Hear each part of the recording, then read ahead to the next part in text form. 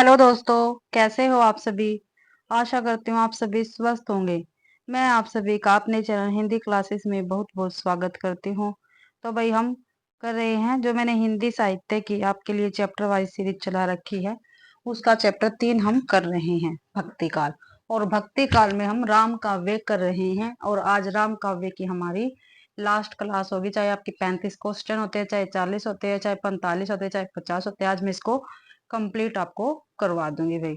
ठीक है, तो आज की क्लास का अपना पहला क्वेश्चन रहेगा, अष्टयाम नामक पुस्तक में किसकी दिनचर्या का वर्ण है। जो अष्ट नाम पुस्तक है भाई नाभादास की, ठीक है, उसमें भी किसकी दिनचर्या का वर्ण पूछा है।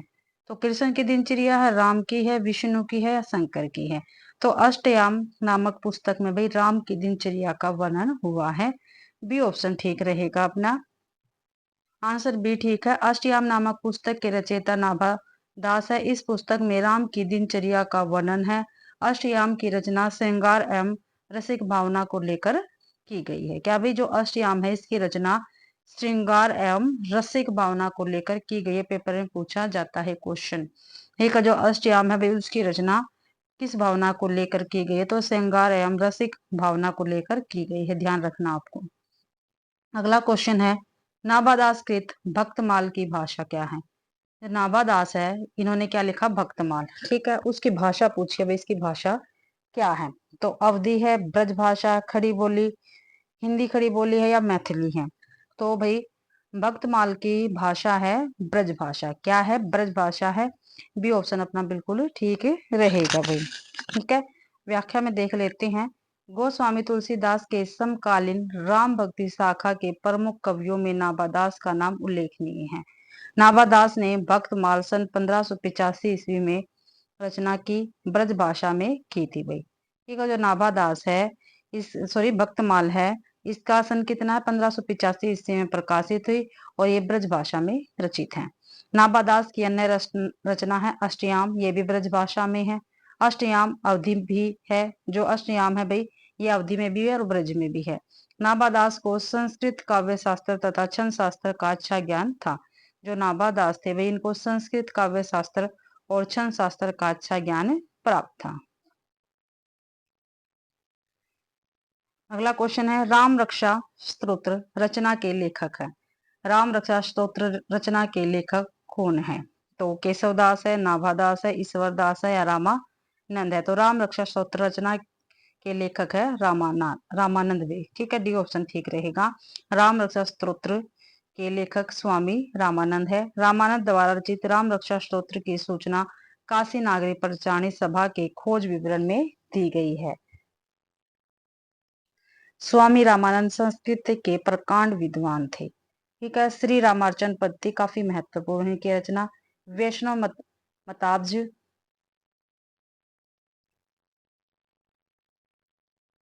भास्कर। इनके अन्य प्रसिद्ध ग्रंथ हैं कवि प्रिया, रसिक प्रिया, रामचंद्रिका, विज्ञान गीता। ये कवि केशवदास की रचना रहेगी। नाभादास ने भक्तमाल की रचना की है। सत्यवती कथा और भरत मिलाप के लेखक ईश्वरदास जी रहेंगे। सत्यवती कथा किसकी है भाई, ईश्वरदास की। और भरत मिलाप भी किसके, ईश्वरदास की रचना रहेगी। 514वां क्वेश्चन है, कीर्ति बनिति भूति भली सोई सुरसरी सम सब कहे हित होई। क्या भी कीर्ति बनिति भूति भली सोई सुरसरी सब सम सब कहे हित होई। तुलसीदास की इन पंक्तियों में कौन सा काव्य प्रयोजन है। पहले तो ये देख लेते हैं पंक्तियां किसकी है, तुलसीदास की हैं, क्योंकि पंक्तियां ये पूछी जाती है भाई। तो इसमें किस चीज का काव्य प्रयोजन स्पष्ट हुआ है, यश की प्राप्ति का, संवाद सुखाय का, लोक मंगल का या धनार्जन का। तो लोक मंगल का काव्य प्रयोजन इसमें स्पष्ट हुआ है। कृति बनीति भूति भली सोई सुरसरी सम सब कहत हित होई।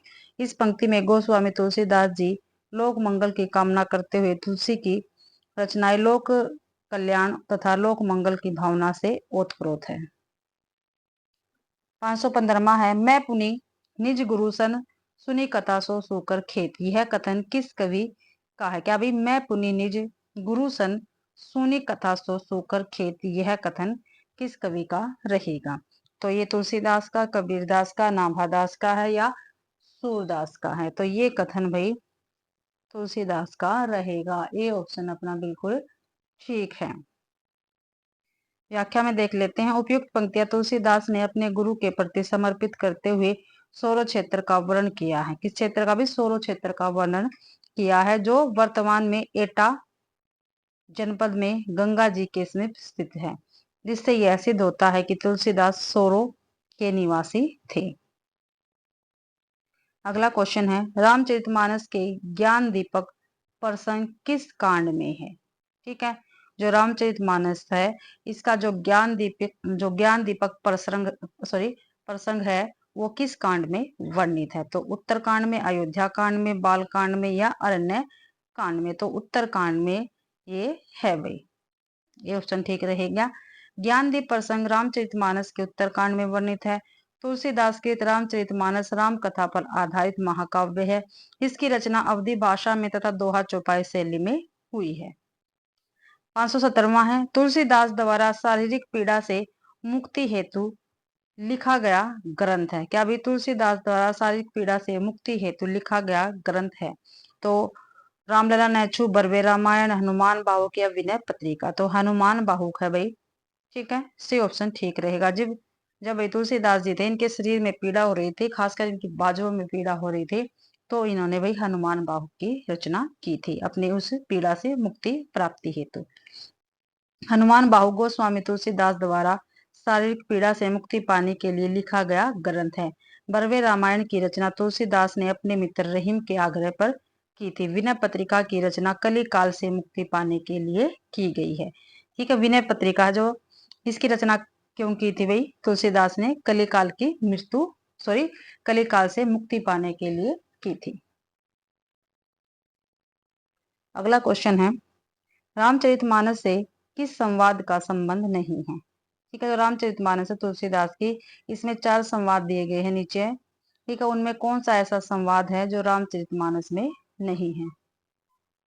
तो शिव पार्वती संवाद, याकवल्य भरद्वाज संवाद, राम सीता संवाद या काकभूषणी गरुड़ संवाद? तो राम सीता संवाद से इसका कोई संबंध नहीं है रामचरितमानस से भी। तो सी ऑप्शन ठीक है। गोस्वामी तुलसीदास जी द्वारा रचित रामचरितमानस में राम सीता संवाद वर्णित नहीं है। यह महाकाव्य शिव पार्वती संवाद, याकवल्य भारद्वाज संवाद, काकभूषणी और गरुड़ संवाद, तुलसी संत संवाद, ठीक है, के माध्यम से वर्णित है भाई। संत समाज आएगा भाई यहाँ पे, संत समाज। ठीक है, अगला क्वेश्चन है, मैं नारी अपावन प्रभु जग पावन रावण रिपुजन सुखदाई, राजीव विलोचन भव भय मोचन पाही पाही सरणी आई। रामचरितमानस की उक्त चौपाई में व्यक्त विचार किस पात्र के? काफी महत्वपूर्ण है भाई ये। ठीक है, पेपर में पूछी जाती है। ठीक है, चाहे नेट से लगा लो, चाहे टीजीटी तक का पेपर लगा लो, हिंदी साहित्य का ये पंक्ति पूछी ही जाती है। कवि मैं नारी अपावन प्रभु जग पावन रावण रिपु जन सुखदाई, राजीव विलोचन भय भय मोचन पाही पाही सरणी आई। तो रामचरितमानस की उक्ति चौपाई में व्यक्त विचार किस पात्र का है? तो भाई अहिल्या क्या है, सबरी का है, तारा का है या मंदोदरी का है? तो ये भाई ये पात्र अहिल्या है जिसका ये कथन रहेगा भाई। व्याख्या में देख लेते हैं।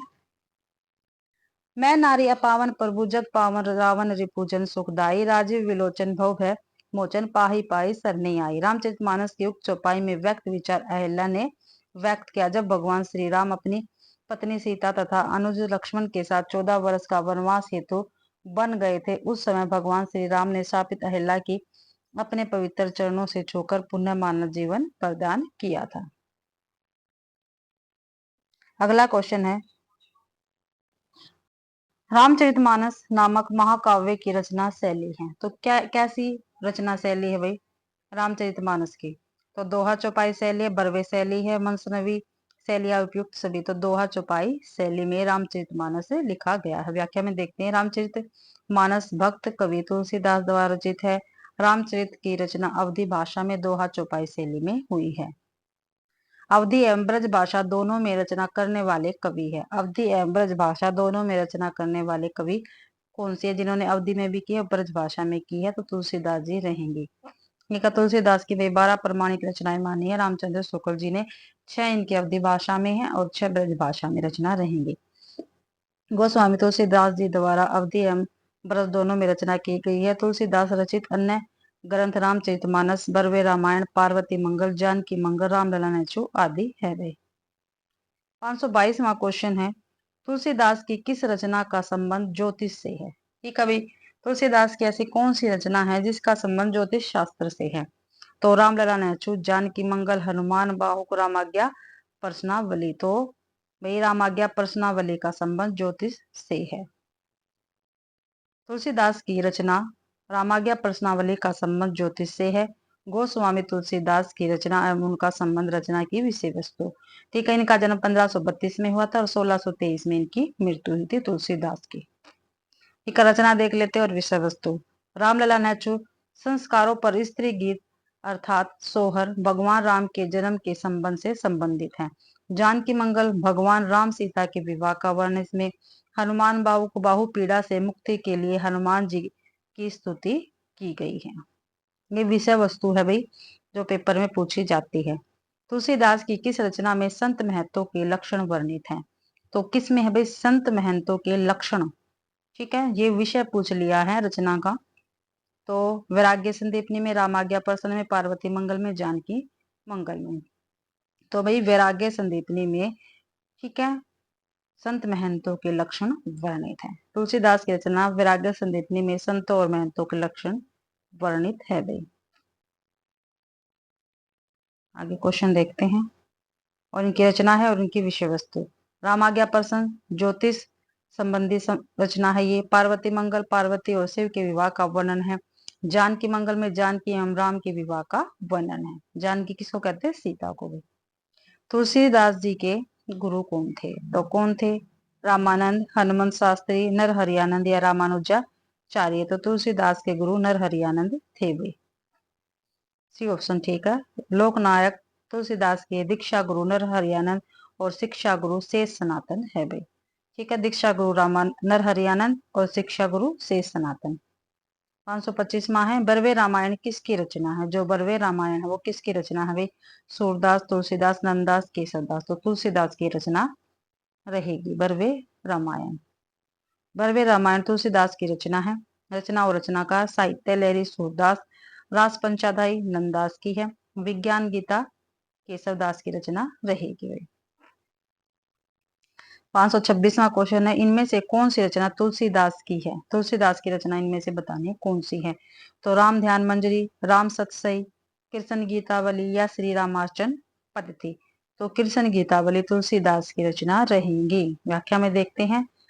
श्री रामार्चन पद्धति किसकी है? रामानंद की है। राम ध्यान मंजरी स्वामी अगरदास की है। नोट कर देख लेते हैं। शिव सिंह सैंगर ने राम सतसई को तुलसीदास की रचना बताया है।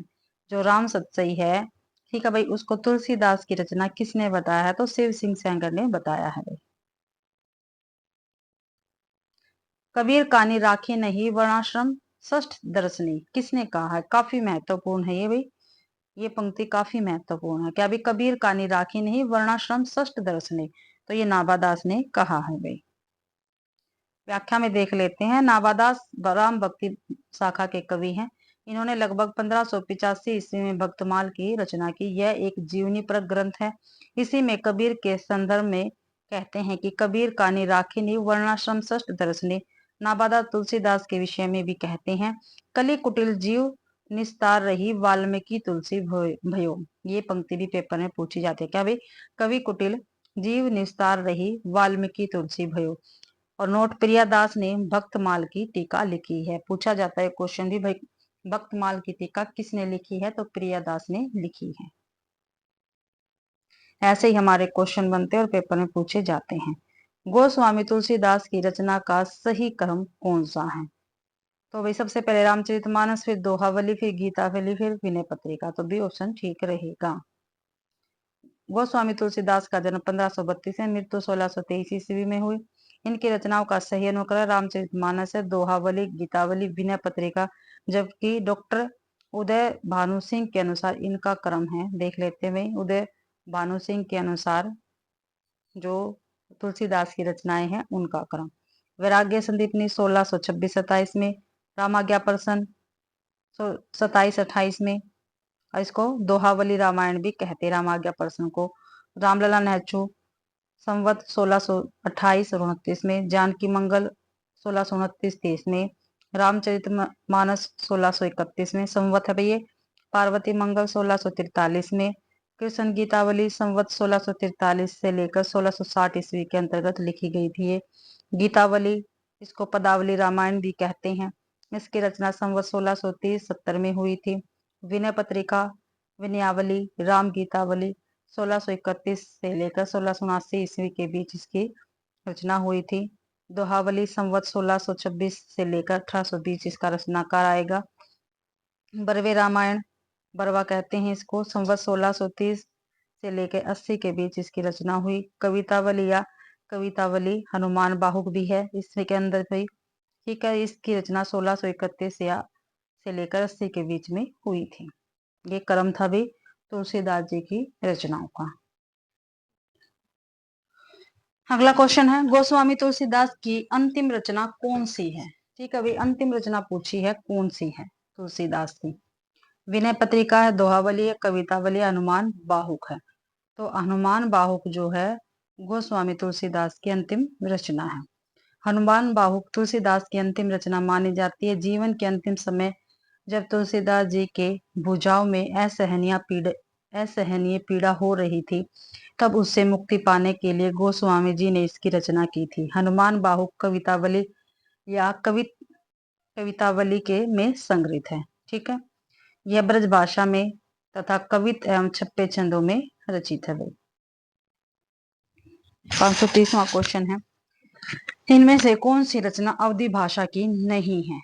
ठीक है, अवधी भाषा की नहीं है। रामचरितमानस तो अवधी की है, पद्मावत भी है, विनय पत्रिका नहीं है भैया तुलसीदास की रचना, चंदायन भी अवधी भाषा की रचना रहेगी। विनय पत्रिका अवधी भाषा की रचना नहीं है, बल्कि यह ब्रज भाषा में रची गई है। अन्य रचना एवं भाषा का वर्ण इस प्रकार है। रचना एवं रचनाकार, उनकी भाषा। रामचरितमानस तुलसीदास की रचना है और अवधी भाषा में है ये। पद्मावत जायसी जी की है, ठेठ अवधी में है। विनय पत्रिका तुलसीदास की रचना और ब्रज भाषा में है। चंदायन मुल्ला दाऊद की रचना है और अवधी भाषा में रहेगी वे। तुलसीकृत कृष्ण काव्य कौन सा है? तुलसीदास द्वारा लिखा गया भी कृष्ण काव्य कौन सा है इसमें से? कृष्णायन, कृष्ण चरित्र, कृष्ण चंद्रिका या कृष्ण गीतावली? तो कृष्ण गीतावली भाई तुलसीदास द्वारा रचित काव्य है। ठीक है, कृष्ण गीतावली तुलसीदास जी के कृष्ण काव्य पर रचित ग्रंथ है। कृष्णायन 1942 ईस्वी में द्वारका प्रसाद मिश्र का महाकाव्य है भाई। अगला क्वेश्चन है, इनमें से कौन सा ग्रंथ तुलसीदास द्वारा रचित नहीं है? भाई इनमें से कौन सा ऐसा ग्रंथ है जो तुलसीदास द्वारा रचित नहीं है? गीतावली, दोहावली, विनय पत्रिका, रसमंजरी। जो रसमंजरी है तुलसीदास जी द्वारा रचित नहीं है भाई, डी ऑप्शन ठीक है। रसमंजरी नंददास द्वारा रचित है। गीतावली, दोहावली, विनय पत्रिका, रामचरितमानस, कवितावली आदि तुलसीदास द्वारा रचित ग्रंथ है भाई। अगला क्वेश्चन है, राम और सीता के विवाह के अवसर पर किस कवि ने मिथिला की स्त्रियों से गारी गवाया? काफी महत्वपूर्ण है, पेपर में पूछा जाता है और यहाँ भी पेपर में ही पूछा गया है। ठीक है भाई, राम और सीता के विवाह के अवसर पर किस कवि ने मिथिला की स्त्रियों से गारी गीत गवाया है भाई? और मिथिला की स्त्रियां बता रखी है, तुलसीदास, स्वामी अगरदास, केशवदास या प्राणचंद्र चौहान। भाई केशवदास जी ने राम और सीता के विवाह के अवसर पर मिथिला की स्त्रियों से गारी गीत गवाया है। ठीक है, और कौन सी रचना में गवाया है? रामचंद्रिका में। ठीक है, केशवदास कृत रामचंद्रिका 1901 ईस्वी प्रबंध काव्य में, जो कि भगवान श्री राम के चरित्र पर आधारित है। इसमें 39 प्रकाश है भाई।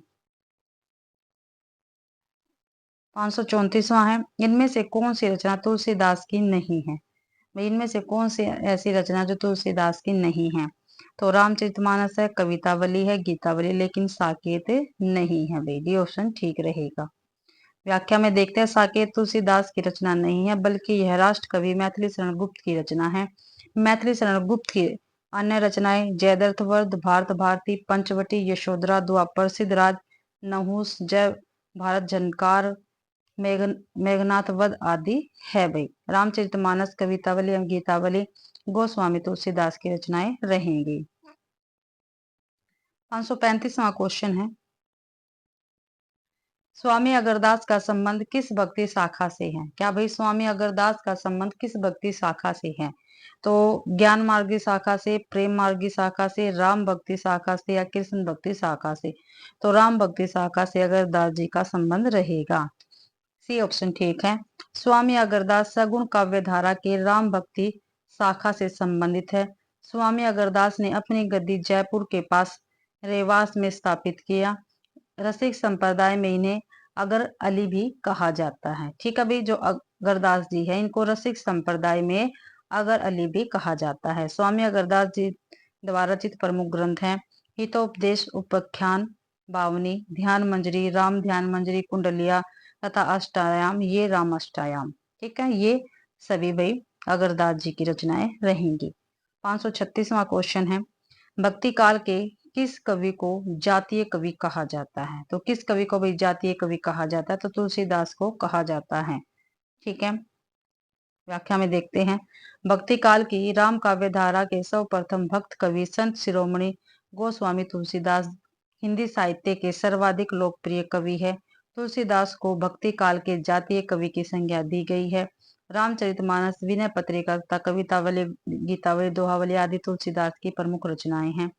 सूरदास नंददास के संत भक्ति शाखा के प्रमुख कवि है। सूर सागर, सुर सारावली तथा साहित्य लहरी सूरदास की अनेकार्थ मंजरी, रस मंजरी, मान मंजरी, रास पंचाध्याय तथा सिद्धांत पंचाध्याय नंददास एवं अष्टयाम नाभादास की रचना रहेंगी। ठीक, और तुलसीदास को भी जातीय कवि किसने कहा है? तो रामविलास शर्मा ने कहा है इनको। 537वां क्वेश्चन है, गीतावली है, तो गीतावली क्या है? मुक्त काव्य है, एतुकांत काव्य है, प्रबंध काव्य या इनमें से कोई नहीं?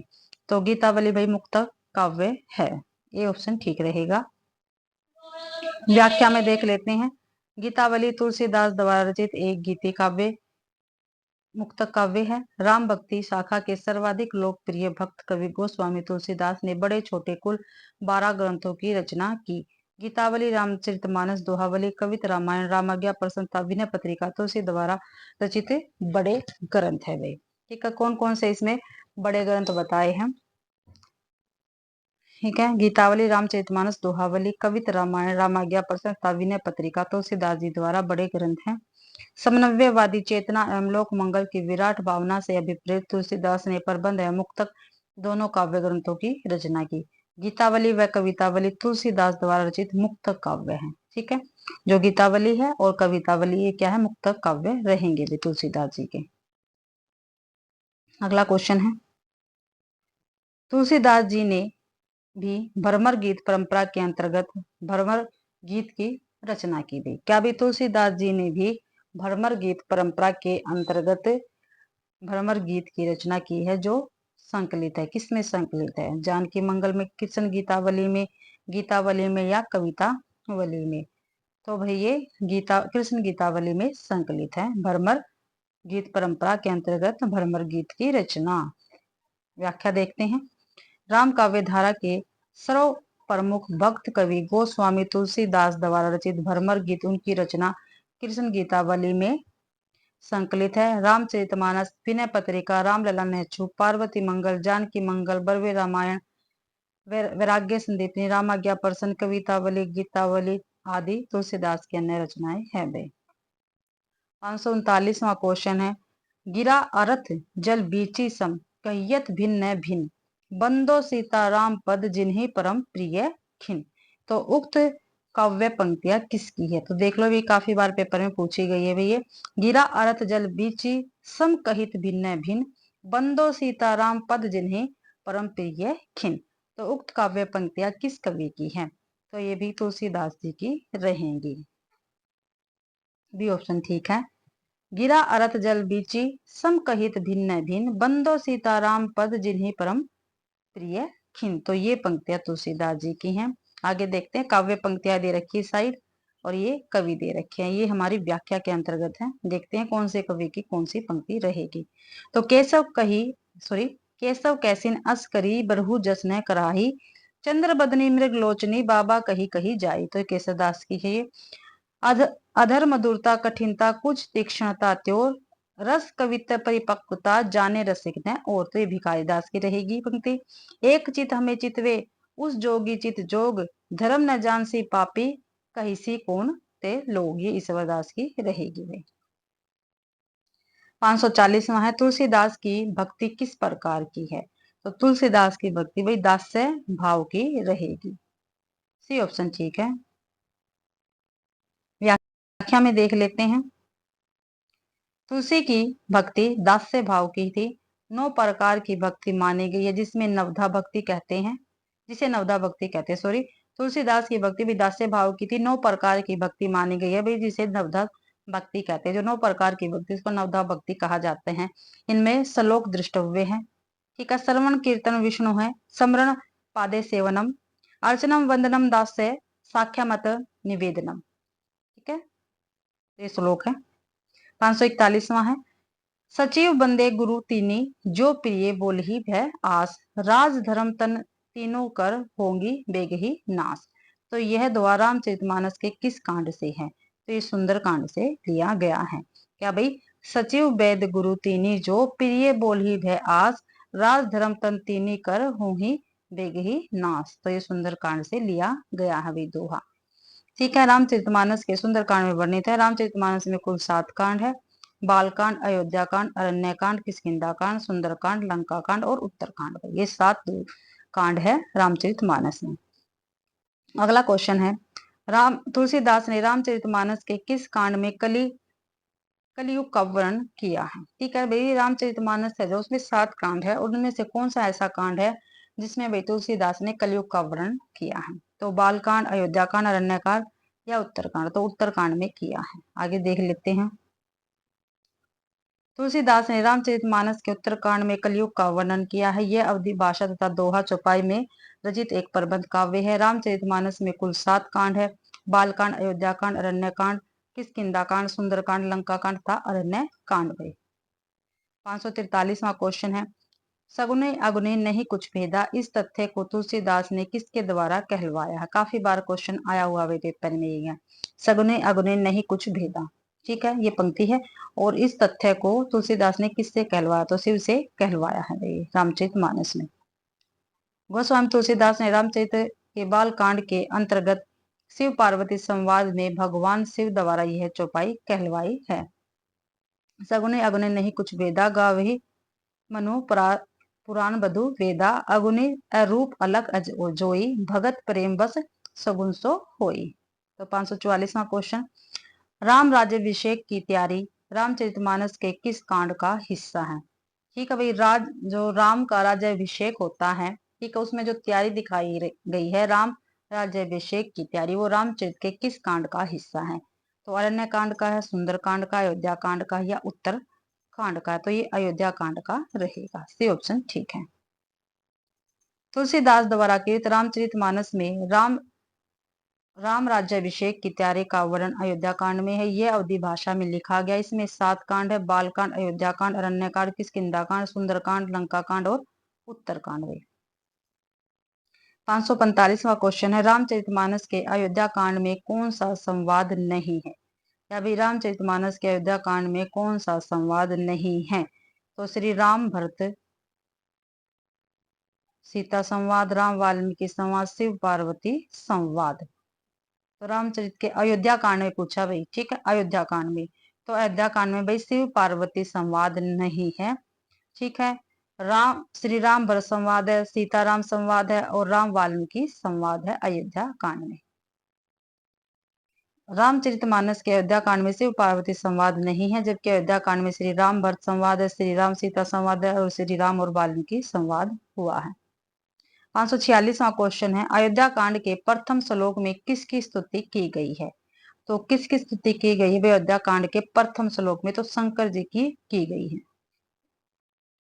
सी ऑप्शन ठीक है। रामचरितमानस का हृदय स्थल कहे जाने वाले कांड अयोध्या कांड के प्रथम स्थल में भगवान शंकर की स्तुति की गई है। ठीक है भाई, देखो यहाँ से ही क्वेश्चन बनता है, रामचरितमानस का कौन सा ऐसा कांड है जिसको हृदय स्थल कहते हैं? तो कौन सा है भाई? अयोध्या कांड। ऐसे भी क्वेश्चन आ सकता है, रामचरितमानस के अयोध्या कांड को क्या कहा जाता है? तो हृदय स्थल कहा जाता है रामचरितमानस का। अगला है, त्रिकुट निवास रामचरितमानस के किस कांड का हिस्सा है? तो किस कांड का हिस्सा भाई त्रिकुट निवास? अयोध्या कांड का, अरण्य कांड का, सुंदर कांड का, या बाल कांड का? तो रामचरितमानस के हृदय स्थल कहे जाने वाले अयोध्या कांड में भगवान राम, सीता और लक्ष्मण का चित्रकूट निवास वर्णित है। शेष कांड, अरण्य, बाल और सुंदर कांड तीनों असंगत हैं। ठीक है भाई, जो राम, सीता और लक्ष्मण का त्रिकूट पर्वत पर निवास, ये अयोध्या कांड में है भाई। 548वां क्वेश्चन है, तुलसीदास की कौन सी रचना ब्रज भाषा में है? तो कौन सी रचना इनकी ब्रज भाषा में है भाई? जानकी मंगल, कवितावली, बरवे रामायण, या रामलला नेचू? तो कवितावली भाई इनकी ब्रज भाषा में रहेगी। बी ऑप्शन ठीक है। तुलसीदास की रचना कवितावली ब्रज भाषा में है, जबकि जानकी मंगल, बरवे रामायण, रामलला नेचू अवधी भाषा में है। ब्रज भाषा में रचित इनकी अन्य रचनाएं हैं विनय पत्रिका, कृष्ण गीतावली, दोहावली आदि भाई। ठीक है, अगला क्वेश्चन है, काफी महत्वपूर्ण क्वेश्चन है। अवलो नसानी अब न नसई, तुलसीदास की यह उक्ति उनकी किस रचना से उद्धृत है? देखो पहले तो हम ये देखते हैं, अब लो नसानी अब न नसई है, तो ये किसकी पंक्ति है? तुलसीदास की। अभी पेपर में पूछी जाती है, अब लो नसानी अब न नसई तुलसीदास की पंक्ति है। और इसमें पूछा गया भी कौन सी रचना से ली गई है? तो कवितावली से, दोहावली से, रामचरितमानस से, विनय पत्रिका से? तो अब लो नसानी अब न नसई ये विनय पत्रिका से ली गई है भाई पंक्ति। अबलो नसानी अपने नसो पंक्ति तुलसी कृत विनय पत्रिका ग्रंथ से उद्धृत है। इनका यह ग्रंथ ब्रज भाषा में रचित है। कवितावली, गीतावली, दोहावली, रामचरितमानस के भी रचनाकार तुलसीदास जी हैं भाई। 550वां क्वेश्चन है, आचार्य रामचंद्र शुक्ल ने गोस्वामी तुलसीदास द्वारा रचित ग्रंथों की संख्या कितनी मानी है? तो कितनी मानी है? मैं आपसे बोलती रहती हूँ, 12 मानी है रामचंद्र शुक्ल जी ने तुलसीदास की प्रमाणिक रचनाएं। ठीक है, तो 12 मानी है। कौन कौन सी है? रामचरितमानस, गीतावली, दोहावली, कवितावली, विनय पत्रिका, बरवे रामायण, पार्वती मंगल, जानकी मंगल, बरवे वैराग्य संदीपनी, कृष्ण गीतावली, रामलला नेचू, रामाज्ञा प्रश्नावली हुई। 551वां क्वेश्चन है, प्राणचंद चौहान का संबंध भक्ति की किस शाखा से है? जो प्राणचंद चौहान है इनका संबंध भक्ति की किस शाखा से है? तो इनका संबंध भाई राम भक्ति शाखा से है। प्राणचंद चौहान का संबंध भक्ति की राम भक्ति शाखा से है। भक्ति काल की प्रमुख शाखाएं तथा उनके पुरोधा कवि इस प्रकार है। ज्ञान मार्गी शाखा से कबीरदास, ठीक है, इनको संत कवि कहते हैं। प्रेम मार्गी शाखा मलिक मोहम्मद जायसी, सूफी कवि कहते हैं इनको। राम भक्ति शाखा तुलसीदास, कृष्ण भक्ति शाखा सूरदास, सब सुखी शाखा जीवाराम भाई। 500 ये 552वां क्वेश्चन है, गोरख जगाए जोग भक्ति भगाए लोग, इन पंक्तियों में तुलसी का अभिप्राय है। देखो भाई ये पंक्ति वैसे ही पूछी जाती है, गोरख जगाए जोग भक्ति भगाए लोग किसकी पंक्ति है? तो तुलसीदास की पंक्ति है। तो इसमें पूछा गया भी इसका अभिप्राय क्या है जो तुलसीदास ने ऊपर कहा है? तो नाथ पंथ का हठयोग मार्ग हृदय शून्य है, जनता हठयोग को पसंद करती है, योगियों की रहस्य भरी वाणियों से जनता की भक्ति भावना दब गई है, जनता भक्ति मार्ग से विमुख हो गई है। तो नाथ पंथ हठयोग मार्ग से हृदय शून्य है, बिल्कुल ठीक है। और योगियों की रहस्य भरी वाणियों से जनता का हृदय भक्ति भावना दब गई है, ए और सी बिल्कुल ठीक है भाई। देखते हैं आगे, कूटुंब दे रखा है ए और सी, डी ऑप्शन ठीक है। डी ऑप्शन ठीक है। गोस्वामी तुलसीदास द्वारा रचित गोरख जगाए जोग भक्ति भगाए लोग से गोस्वामी जी का अभिप्राय है नाथ पंथ हठयोग हृदय पक्ष शून्य है एवं योगियों की रहस्य भरी वाणियों से जनता की भक्ति भावना दब गई है। 553वां क्वेश्चन है, झूठो है झूठो सदा जुगु, संत कहत जे अतु लहरा है, ताको सह सट संकट कोटिक काडत दंत करंत रहा हा, ज्ञान पे सॉरी जानपनी को गुमान बड़ो तुलसी के विचार गवार महा, जानकी जीवनु जान न जानियो तो जान कहावत जानो कहाँ। तीसरी पंक्ति में तुलसीदास कहना चाहते हैं, जो तीसरी पंक्ति है वही कौन सी है? तीसरी, जानपी को गुमान बड़ो तुलसी के विचार गवार महा। तो इस पंक्ति में तुलसीदास जी क्या कहना चाहते हैं? तो उन्हें अपने ज्ञानीपन का बहुत अभिमान है, वे स्वयं महागवार है, या संसार को झूठा कहने वाले महागवार है, जानकी के जीवन से अनभिज्ञ है। तो भाई उन्हें अपने ज्ञानीपन का बहुत अभिमान है, किसको कहते हैं भाई, ये ठीक है। और वे स्वयं को गवार, वे स्वयं महागवार है, ये भी कहा है तुलसीदास जी ने भाई। इस पंक्ति में जो तीसरी पंक्ति है ना हमारी, जानपी को गुमान बड़ो, तुलसी के विचार गवार महा, ठीक है। तो उन्हें अपने ज्ञानीपन का बहुत अभिमान है, वे स्वयं को महागवार कहते हैं। ए और बी, ये रहा बी ऑप्शन में, बी ऑप्शन ठीक है, बी ऑप्शन ठीक है भाई। दिए गए काव्यांश में वर्णित तीसरी पंक्ति, जानपी को गुमान बड़ो तुलसी के विचार गवार महा में गोस्वामी तुलसीदास जी कहना चाहते कि उन्हें अपने ज्ञानीपन का बहुत अभिमान है एवं वे स्वयं महागवार है भाई। अर्थात जिसको भी अपने ज्ञानी होने का गुमान है, अभिमान या घमंड होता है, तो वह स्वयं महागवार या महामूर्ख होता है। अगला क्वेश्चन, तुलसीदास की प्रमुख रचना कौन सी है? तो रामायण है, रामचरितमानस, कीर्तनावली, राम रासो। तो रामचरितमानस है तुलसीदास की प्रमुख रचना। व्याख्या में देखते हैं, तुलसीदास की प्रमुख रचना रामचरितमानस 1574 में प्रकाशित हुई थी, जो 7 कांडों में विभक्त है। तुलसीदास की अन्य रचनाएं कवितावली, गीतावली, विनय पत्रिका, कृष्ण गीतावली, रामलला नच्चू, बरवे संदीपनिया, हनुमान बाहुबली। 555वां क्वेश्चन है, कभू जोग वियोग न जाके देखा प्रगट विरह दुख ताके। उपयुक्त पंक्तियां कहाँ से उद्गीत है और रचनाकार कौन है भाई? क्या भाई, कभू जोग वियोग, कहू जोग वियोग न जाके देखा प्रगट बिरहु देखू ताके। उपयुक्त पंक्तियां कहाँ से उदय है और किसकी है भाई? तो गीतावली इसकी रचना है या तुलसीदास रचनाकार है। सूरसागर रचना है, सूरसागर सूरदास इसके रचनाकार है। पद्मावत इसकी रचना है या जायसी है। रामचरितमानस है रचना या तुलसीदास जी इसके कवि रहे। तो भैया ये रामचरितमानस से ली गई पंक्ति है और तुलसीदास जी इसके लेखक या रचनाकार रहेंगे। कभू जोग वियोग न जाके देखा प्रगट बिरु दिखू ताके। तो ये रामचरितमानस से ली गई पंक्ति है और रचनाकार इसके तुलसीदास जी हैं। बी ऑप्शन, डी ऑप्शन ठीक है। कभू जोग वियोग न जाके देखा प्रगट बिरु दुखे ताके। उपयुक्त काव्य पंक्तियां रामचरितमानस के अयोध्या कांड से उद्धृत है और इसके रचनाकार गोस्वामी तुलसीदास है। तुलसीदास ने रामचरितमानस की रचना 1574 ईस्वी में की थी और इस ग्रंथ में 7 कांड है, ठीक है। कितने? 7 कांड है। बालकांड, अयोध्या कांड, किष्किंधा कांड, अरण्य कांड, सुंदरकांड, लंका कांड और उत्तरकांड भी। आगे 556वां क्वेश्चन, भक्तमाल के रचयिता कौन है? तो भक्तमाल के रचयिता कौन है भाई? सुंदरदास, अगरदास, नाभादास, कृष्णदास। तो नाभादास जी भक्तमाल के रचयिता रहेंगे। रचना और रचनाकार देखते हैं। अगरदास राम ध्यान मंजरी, सुंदरदास सुंदर विलास, कृष्णदास जुगलमान चरित्र। क्या है? जुगलमान चरित्र है कृष्णदास की रचना में। तो इसी के साथ भाई अपनी आज की क्लास कंप्लीट होती है, ठीक है। आशा करती हूँ भाई आप सभी को क्लास पसंद आई होगी। अगर आप सभी को क्लास पसंद आती है तो प्लीज क्लास को ज्यादा से ज्यादा शेयर किया करो, लाइक किया करो और कमेंट करना बिल्कुल भी ना भूले भाई, ठीक है। और भाई कल से हमारा कृष्ण काव्य स्टार्ट हो जाएगा, ठीक है। और चैनल को भी सब्सक्राइब जरूर से जरूर करना। आप सभी का मेरी क्लास देखने के लिए बहुत बहुत धन्यवाद।